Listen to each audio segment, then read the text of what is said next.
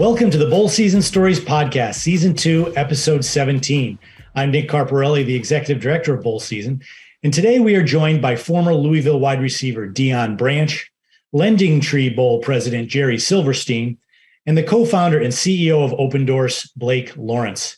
Today's show is brought to you by Sport Radar, reimagining immersive experiences for sports fans and bettors. Our first guest played wide receiver for the Louisville Cardinals for 2 seasons in 2000 and 2001. He was drafted in the second round of the 2002 NFL draft by the New England Patriots and went on to play 11 seasons in the league. He's a 2-time Super Bowl champion and MVP of Super Bowl 39.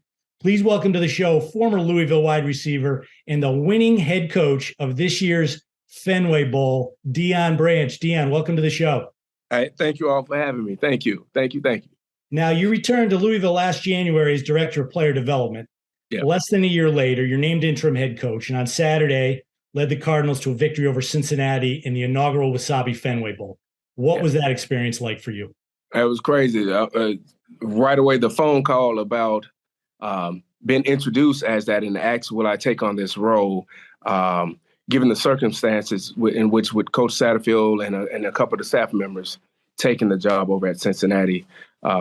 It was mind-boggling. It was a humbling experience. It was everything all in one. I think just me personally, like you said, being hired January the 18th as a player development, and then transcending 11 months later, being named as the interim head coach. Trust me, man, it was an honor. You know, and I said this in our press conference. You know, I think the biggest thing is that all former players would love to come back and coach for their alma mater, but to be named as the interim head coach, I know the interim is on it, but just like my mom said, son, it doesn't matter what it is. You can be the interim head coach for 30 minutes. This is a beautiful thing. It's a miracle. It's a blessing for me personally to attend this university and then now also have the opportunity to lead 120 young men and have a phenomenal staff of 10 to 15 QCs, GAs, and actual full-time coaches that stayed back. It was an honor. Now you're 1-0 as a head coach. Pretty good. That's the most important part, just getting the victory. Getting the victory was everything. A lot of great experiences in your career, and I'm sure you learned a lot from different coaches you played for and playing in the league and all that. What were you able to take from your experiences and pass on to your team as you prepared them for the bowl game? Oh, I think the last thing that was taught to me as far as by Coach Belichick, in which I want to actually commend all my coaches, from my Little League coaches to my high school coaches, to my junior college coaches, to the University of Louisville, John L. Smith, my coaches in Seattle, Coach Holmgren, Coach Mora, Coach Carroll. But the most important thing, Coach Belichick, who I pretty much lean on for everything. This guy taught myself, along with all my teammates, a lot of things. But one of the most important things was like being accountable to yourself and to your teammates. And I think that one statement is something that I took heed to, and I delivered that message the past 2 weeks to all the players. You know, as far as being accountable right now to yourself and to your teammates, and knowing exactly what we're doing and what we're chasing and what's our why factor. Like, why are we doing this? Understanding that there's a lot of different things that's going on around us right now. And the most important part for yourself is to know why you're doing it, and also being accountable to yourself and to your teammates. Yeah, those are good thoughts there. So tell us, what was it like in the locker room after the game? I'm sure that moment is one you'll never forget. Hey, trust me, Cap, I was my brain was flying in so many different directions. Even before the victory, just the whirlwind that myself and all these players and all the coaches that were what we were on. This part of the game, this part of the business, you get it, you understand. But you would never fully grasp it until you actually engulfed in it. And by this happening, not only did I have coaches leaving daily, there was players that was questioning why they were here, and players that was questioning should they go into the portal. There was players that was going in the portal. All of this stuff was going on, and these are the things that I kind of embodied and I kept inside, kept all these things balled up. Along with my assistant coaches as well. They did an amazing job, phenomenal job of helping me keep these guys locked in and focused throughout that turmoil. But the locker room was the gratifying part. It was the reaping the reward that I was speaking about the 2 weeks leading up to it. Every day I made sure that I insert this and reiterated to these young men that we're going to win the game. That wasn't the question. We're going to win the game. I was just speaking it to existence so that they know, because I believe in those guys. I trust that they'll carry out the assignment that we asked of them, and they did it. So being in the locker room and seeing those things that was going on, it was gratifying, but I had already foreseen this thing happening. Well, I can't imagine they could have picked a better person to insert in that situation than a guy like you who's been there, who's lived it, that the kids are going to listen to. And maybe that's part of the answer to this next question. What was your motivation going back to Louisville in the first place as director of player development? It's a role I assume you're going to step back into now that your head coaching career is on hold for a little while. Yeah, I retired from head coaching. You retired? I retired from That's what all my friends said. Like, bro, how did you got hired and you retired already? Yeah, that's part of it. I'm retired as of now. That's that perfect record you want to keep. Oh, yeah, I want to keep that for sure. I'm going to ride off into the sunset for a little bit. I truly enjoyed it. I truly enjoyed the opportunity of being a part of that. But as far as my reason why is, my parents always taught me and raised me a certain way and raised myself and alongside my siblings. It's not about the things that you do. It's about what you can do for others. People define success in all kinds of different ways. I define it in the things that I can instill in someone else. That is my definition of success. How can I help this other person become the best version of themselves? How can they go out and take some of the things that I've given to them and go out and make this world a better place? That's my way of defining that. And I think overall, me knowing and having the opportunity when I was in school, not having someone such as myself or other guys who holds this role as a player development. We didn't have this back in the days. We had to figure it out on our own. So now I just inject myself amongst these young men. I'm here to give them everything I possibly can, each and every day. Each and every day, all the resources that I have, I'm going to lay it out for these guys. I'm going to try my best to put them in the best position to succeed on and off the football field. That is my reason for doing it. Yeah, that's good stuff. That's good stuff. We got a few more minutes. I want to touch on your experience in bowl games as a player. When you were at Louisville, you played in 2 Liberty Bowls. Lost the first one against Colorado State in 2000, but you followed it up with victory. I had to get that one out of the way because the second one, you beat BYU in 2000 to finish the season 11-2. That was your last college football game you ever played.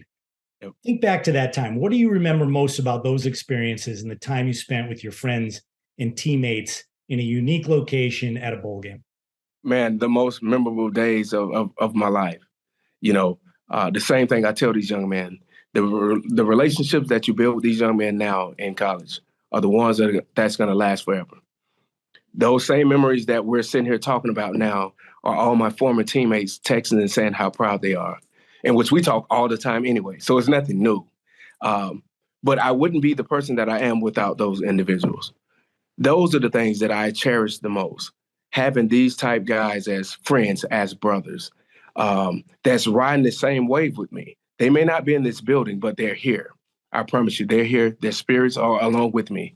Anytime I'm talking to these young men, it would have been the same thing if it was one of my other teammates standing before the team that's talking to them. I cherish and I love each and every moment of it. That's why I'm always begging my former teammates to come back. Any of my former teammates, they're more than welcome in this building just as I am, because they helped build this same bridge. They help put their hard hat on, help put those building blocks to help build this building, build this stadium, crafted everything outside this building the same way that I did. I'm not going to sit here and take all the credit because I didn't do it by myself. Those are the things that I truly miss and that I cherish the most. That's such great perspective, Deion. Last question for you. How was it different for you going to a bowl game as a coach versus a player? It's totally different. But clearly fun, the most different. Oh, it's a lot of fun. I had someone ask me this and I presented it to the kids. Are you afraid? And this was my message I delivered to the guys. I can't sit and talk about the whole thing, but the beginning of it is like, no, I'm not afraid. But what I am afraid of is these kids not taking advantage of the opportunity that's been presented in front of them. I did that back in the day. I don't have anything to do with it. I can't have any impact on the game right now. That's the things that I'm afraid of. Those are the things that I feel for these young men. When I was playing, I had the opportunity because I'm playing the game. Now, the only thing I can do alongside myself and other coaches is give these guys the game plan. They have to execute the plays. They have to take advantage of the opportunity that they get in front of them. Seizing the moment. That's the most important part about all of this. My playing days, great, nervous, all of that. Coaching days, or like just say those past 2 weeks, I didn't have a nervous bone in my body. The only thing that I feared the most for is that these young men not taking full advantage of the opportunity that's in front of them. Wise words, Deion. You get smarter as you get older. Oh, yeah, man, I'm telling you. I hope I continue to get older and older, man. I can give these guys everything I have. Yeah. Well, we know you got to go. Thanks so much for your time, Deion. We're lucky to have you on the show. Louisville's very lucky to have you back in the role you're in. Good luck to you, and we'll see you down the road. Hey, truly appreciate it, fellas. Thank you for having me. We're going to take a short break and be right back with LendingTree Bowl President Jerry Silverstein. Stay with us. The forecast for this tax season? It's going to rain refunds. Lots of refunds. File for less and get more with TaxAct, the official tax filing software of bowl season. Go to taxact.com to get started today. Welcome back to the show. Our next guest is the president of the LendingTree Bowl, Jerry Silverstein. Jerry, welcome to the show. Thank you, Nick. My pleasure to be here. So bowl season is underway. Your game was one of 7 bowl games this past Saturday. It's always a fun day, that first Saturday of bowl season. So tell me, how did everything go for you? Went fantastic. Being early in the bowl season allows us to get a lot of things accomplished, but it puts us in a very short block of time to get them done. But it's always a great feeling to have it over with. And, it just went extremely well. Our crowd was great. We had some records broken. We had a great participation from our community, and our team showed up and played well. Well, you mentioned records being broken. Pretty cool event moment in your game. Frank Gore Jr., running back from Southern Miss, goes off for a new bowl record: 329 yards, 3 touchdowns, most rushing yards in the history of bowl season, dating back over 100 years. Tell me, did the crowd have a sense that they were watching something special as the game went on? Well, I'm not so sure they knew that the record was that close. They knew he had a lot of yards. And as it got closer towards the end, the announcers kind of made some comments about it. So got him fired up, and he had that big long run towards the end and went over that yardage, and everybody was excited. Our game, we've been in operation since 1999, and we also hold another record, Nick, and that is the highest scoring bowl game ever in bowl history, 125 points. Marshall, East Carolina, and that was 64-61. So two NCAA national records, and we're very happy with that. Well, that's a lot of fun. So going to the LendingTree Bowl guarantees some type of excitement. That's a good tradition to have, I would think, Jerry. It is. We have a lot of offense. These teams that we're tied up with, these conferences, produce a lot of offense. And they come out and show it. And as everyone knows, these bowl games mean a lot to these players and to these universities. And it shows. They have a great time, and they put on an excellent game for the public. So speaking of that, we talk to executive directors every week on this podcast, and hospitality is a big component of the bowl game experience. Every community, every bowl organization loves to show off what your community has to offer. So tell me what you do in those terms. Give us a sense of the student athlete hospitality that Southern Miss and Rice received from the LendingTree Bowl this year. Well, we have a packed week of activities for the players. We start off obviously with them arriving in town and being greeted by the press and the local people and getting them all situated. But the first night we have what's called a game night. And the game night is set up like with a professional that comes in and sets it up similar to a Family Feud type. situation, or Jeopardy, where they have one team versus another, and he calls different positions up there, whether it's the quarterback or a coach, or someone. So these teams play each other, and it was really exciting this year. It came down to the last question, and where they adjusted the points, they could pick their points, and it was the kids were just running around, just having a great time. And then, we take the kids to the beach, which was one of a new things that we did this year. We have our beaches, our closest one's about 30 minutes away, and it's always a risk because of the weather. And we haven't done this very often, but we were able to now establish some backup plans. So we took them down there. They were able to visit a fort that was built in 1819 to 1859, and it stood at the Battle of Mobile Bay. And so they learned a little bit of history about the Battle of Mobile Bay and the famous immortal words from Admiral Farragut of "damn the torpedoes," which a lot of people learned in their history lesson as they went through elementary and middle school. And so they got to put that together with it. They got to shoot the cannons off, and at the fort. We also have an estuarium down there and an aquarium with the university system of their education. So they have a touch tank. So they got to, touch stingrays, dolphin, and eels. And it was really interesting to see these big linemen put their hands in the water and have to touch something like that they've never done before. And, like our lifetime experiences there. Yeah, absolutely. Lifetime experiences. No doubt about it. And we do a community service project.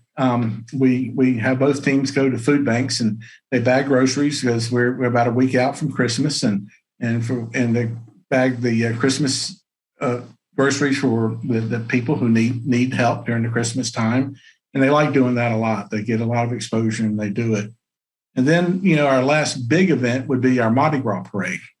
Mardi Gras was founded in Mobile, Alabama. A lot of people think it was founded in New Orleans. Mardi Gras was founded even before New Orleans was founded as a city. And so we line the streets of the city. We have about 40 to 50,000 people that come out for this event. They have Mardi Gras floats. They throw off beads and candy and moon pies, as they say in our area, and a family fun event. Some of the university administration, they get to ride, whether it's the president, the athletic director, their families. But just get to experience that. The players are on the street catching beads, and never seen something like this. And it's really exciting, and word gets back, and it's picked up very well with all of the news outlets and around the country of what they do. And after that, we have our street party and our pep rallies and Battle of the Bands, where we have an entertainment district that we close off a couple of blocks where people can just roam the streets and be out in the streets and enjoy themselves and get ready for the game the next day. A lot of activities. Now, we have an executive director on every week, Jerry, and you're the first one to be a little bit controversial. Do you mean to say that Mobile, Alabama invented Mardi Gras and not New Absolutely. Orleans? It was founded in Mobile, Alabama. All right. We'll have to talk to Mr. Hunley about that one. You can talk to him. Well, I believe this was the 24th year that Mobile, Alabama has hosted a bowl game. That's correct. Probably pretty dialed in at this point. But what was new about your game this year? Well, this was the second year that we used a new stadium. Last year we moved over to the University of South Alabama's campus stadium, which has all the newest technology, the newest scoreboards, the newest jumbotrons, and everything that's to offer for the press and for ESPN to cover the game. And it just made things a lot easier, a little bit less stressful for us to having to set up and not have to worry about things as we did with our other stadium. The other stadium was a little larger, but it was time. It's time to move, and we're very happy with that. It flowed very well. The alumni people had a great time. We were able to set up tents. The RV park was there. Having a team that was 90 miles away helped us a lot as far as the fans coming and spending time here and tailgating. And it just was a whole different experience where we used to be, and we very much enjoyed it. Last question for you, Jerry. These bowl games are very much community-based events. They do a lot for the community, and in return, the community really supports the bowl game and is proud to have the game in their community. How does the community of Mobile support the LendingTree Bowl? Well, fortunately, we've had a lot of sponsors who've been with us from day one, 24 years. And that means a lot to us. And it means a lot that we're doing something right, because there's a lot of opportunities to spend their money and other things in our city. And to stay on with us and be major sponsors of what we do, being able to attract national sponsors like LendingTree and our past sponsors to the product that we put on the field, and are able to give them to showcase their company and to make it worthwhile for them to have a title sponsorship with us. It all blends together, and our community supports us. And we're very fortunate that way. And like you said, we were formed in 1999, and this was our 24th year. And we're very, very happy to have the longevity that we've had. Well, Jerry, thanks so much for joining us. We've taken enough of your time. You were going nonstop up to and through your game on Saturday. I'm sure you'd be rather taking a little vacation today, but appreciate you taking a few minutes and chatting with us, and looking forward to seeing you soon. Thank you very much, Nick. We're going to take a short break and be right back with the co-founder and CEO of Open Doors, Blake Lawrence. Stay with us. Bowl season is finally here, and with Bowl Season Radio, you'll be able to keep up with all the action. Bowl season is teaming up with First Team Ventures to provide live national radio play-by-play coverage for 18 college bowl games this season. Bowl Season Radio will give college fans the opportunity to stay dialed in to college football's postseason, whether they are driving cross-country or staying close to home. Celebrate college football and listen to Bowl Season Radio on select stations, satellite radio, or off the Game Day Live homepage at bowlseason.com. We now welcome to the show the co-founder and CEO of Open Doors, Blake Lawrence. Blake, thanks for joining us. Nick, thanks for having me.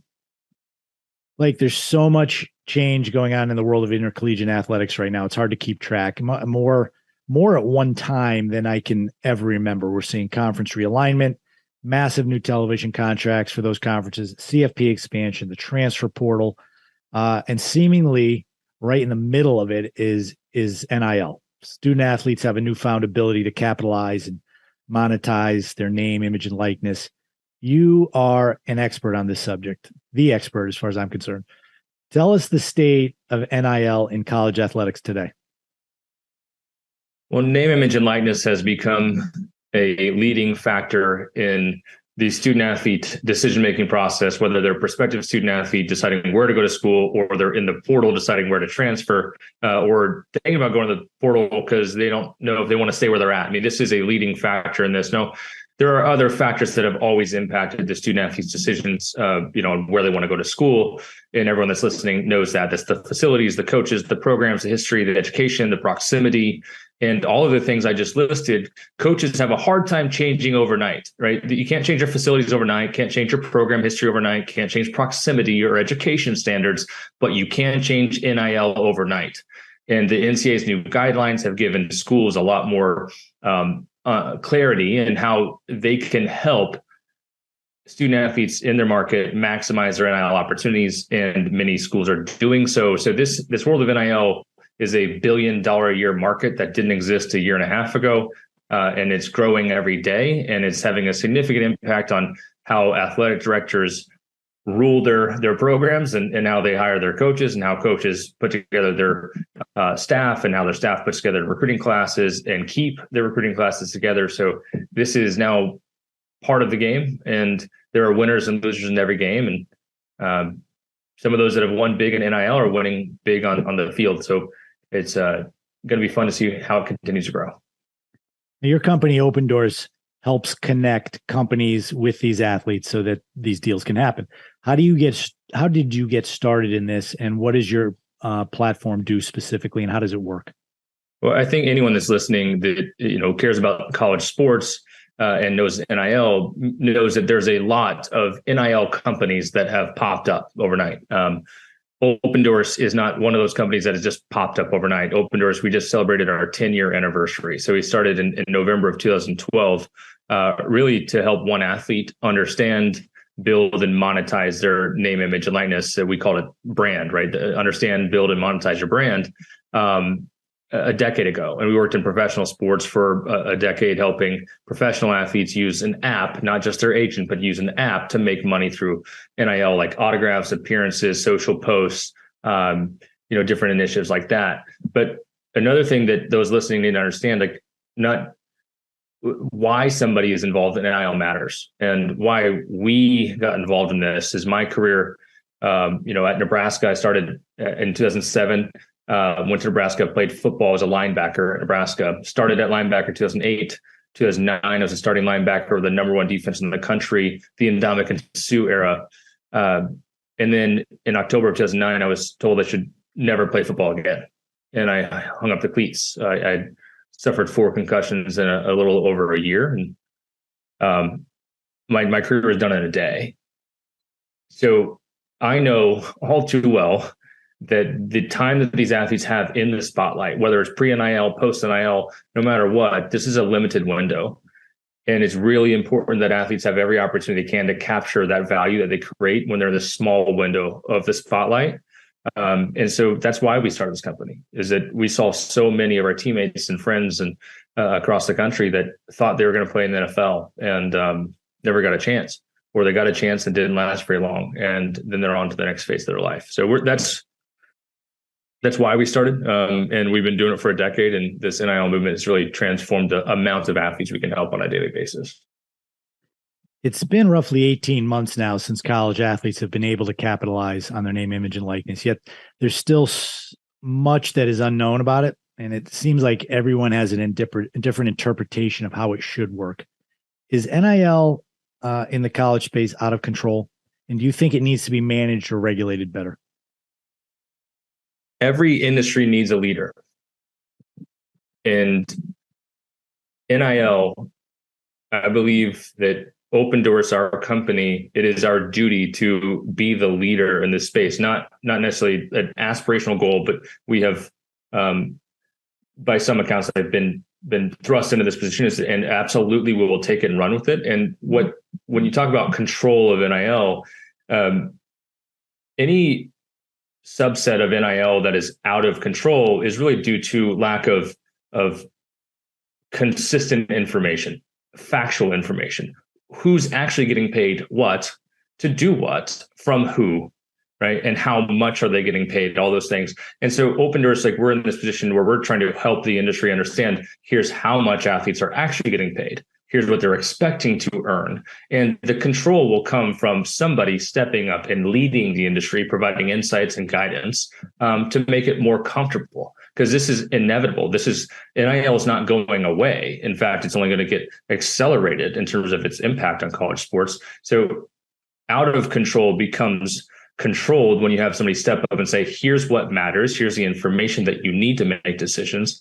And that's a role that Open Doors looks to play. And ideally, the NCAA would play this role, but because of litigation challenges and the other issues, they're not really able to. So somebody has to step up and lead, and we're thankful for the opportunity to be in that position. Educate us about these collectives that are popping up on all these campuses across the country. What are they, and how should they work in an ideal world?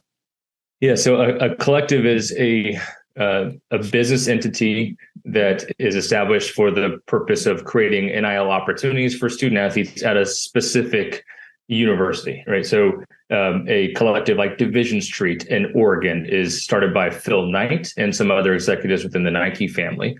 And Division Street is tasked with finding ways that Oregon student athletes from women's volleyball to men's basketball, women's basketball, football can get paid opportunities on a consistent basis for compliant NIL activities. So Oregon student athletes go and make appearances at local business events, and they'll get paid $1,000 to $5,000 to $10,000 for their time, and that's the compliant activity.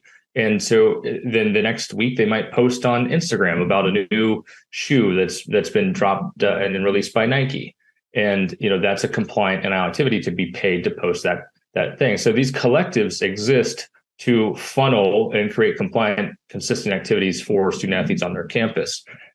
Now, when you hear collectives brought up quite a bit, that's because some of these collectives are machines. I mean, they are transactions. They're spending millions of dollars a month on compliant NIL activities. They're creating that niche opportunity, and then in other markets, they're struggling to get $100,000 in annual commitments and compensation. And so it really is winner and loser market on the collective side too. Is it, if you're in a market where you have an established, legitimate, credible collective that understands their business and can drive opportunities, your student athletes are going to out-earn student athletes on other campuses that don't have that. And it's a race to see who can establish the biggest, most consistent, compliant collective in the country. And that's why you hear about it so much. Interesting. Last question for you. This is the question I'm most personally invested in hearing your response. Do you think NIL can be used to benefit events like bowl games in the future, and how?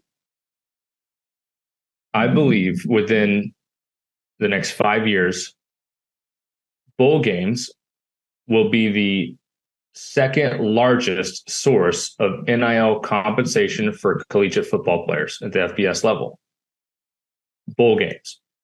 Bowl games are a natural element of the collegiate football ecosystem. It's also a world where student athletes, since the history of bowl games, have been tasked with attending these little pseudo marketing events that are put on by the bowl sponsor, the bowl hosting committee, where they're making appearances and signing autographs, and they're unbeknownst to them providing promotional assets to a lot of people that are around that game. So there's a built-in network of opportunities for NIL.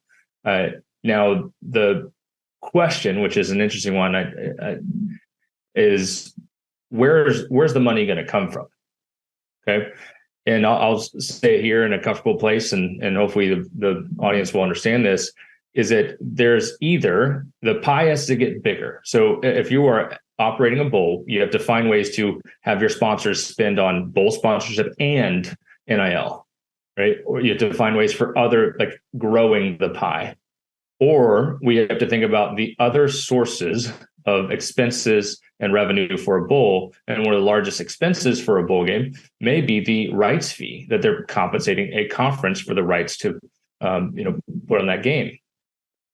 Well, what if those rights fees went away? What if the bowl game themselves, instead of having to compensate a conference for the rights to the game, what if they had all of those dollars or a portion of those dollars back, so they have a surplus in their budget? They could, then the bowl game themselves could allocate it towards compensating those athletes for participating in promotions and support of the game. Highly complex, and hopefully it comes clearly. I'm going to extend this conversation a little bit, Blake. Yeah, it's interesting. How about a combination of the two? It seems to me that conferences are feeling some pressure, especially with all those big TV contracts, to find ways to put more money in the hands of the student athletes, especially the ones who are earning it, right? Who have the most value and from a market, dictated situation. So what if it's part of the payout to the conferences now goes to the players? But in addition, I got to think that any sponsorship that a bowl game does, if all of a sudden now, when you've never been able to do it before, you can include elements of promotion by the student athlete themselves. So it's all kind of a different. So the bowl sponsorship becomes more valuable, and the student athletes share in that. But then the conferences give up a share of their payout, and maybe even solves a problem for them in finding a way to get money in the hands of the student athlete without really upsetting the apple cart. Does that make sense? Do you see that happening? Yeah, absolutely. I think this solves a lot of problems for a lot of people and creates opportunity for an industry that's essential to college sports, which is the bowl season, the bowl industry. And, the forward-thinking bowls have already invested in NIL, right? This is, from the Independence Bowl, Pinstripe Bowl, LA Bowl, Duke's Mayo Bowl, Holiday Bowl, Music City Bowl, Alamo Bowl. These are examples of bowls that we've worked with at Open Doors to help create compliant NIL activities to promote the bowls and drive tune into the games themselves on social media and other different types of activities. So bowls are already finding ways to include student athletes in NIL, but it comes down to how well they have sold their sponsors or how much they've allocated their tune-in budget to NIL activities. So it's a yes and opportunity. Where the dollars come from NIL will evolve over time. And those that are forward-thinking leaders on the conference side must understand that bowls are a very clear opportunity for NIL at a high level with a trusted partner in an established industry, which is very different than the emotions that leaders in college athletics feel about collectives. So if you had to choose between a bowl committee being tasked with creating an ecosystem of highly compliant and valuable NIL activities, so you choose between a bowl committee or a collective, it is likely the bowl committee is more prepared to distribute a large sum of NIL compensation than a collective. And so I look to see this be a trend in the next 5 years, that bowls will become a significant funding source for NIL compensation for student athletes if the rules stay the way they are. Yeah, I agree with you. I think some people are afraid of NIL. I think in the bowl space, as you said, the people that are more forward thinking, I think it's a tremendous opportunity. I think we need to get more kids really change the way bowl games are viewed by everybody. They want to play in the game. I mean, a lot of folks are worried about, are the stars of football going to show up to bowl games? If the compensation package is tied to making appearances the week of the bowl, like, they're going to be in town, they might as well play the game. Those are things that are going to help save some of these things that are becoming more of a challenge for bowl leaders out there. Yep. Good stuff. Good stuff. Well, Blake, thanks so much for your insight. Thanks for joining us on the show. December's a busy month for all of us. I know we'll be in some of the same place at the same time. So I look forward to seeing you on the road. Thanks for being with us today. I appreciate it. Thanks, Nick. And thanks to all of you for listening to this week's Bowl Season Stories podcast. Please join us next week when we will welcome another lineup of great guests. If you like the show, we'd appreciate you dropping a 5-star rating for the podcast. And as always, you can follow all the podcast and bowl season news on our website, bowlseason.com, and on social media at Bowl Season. Thanks for listening.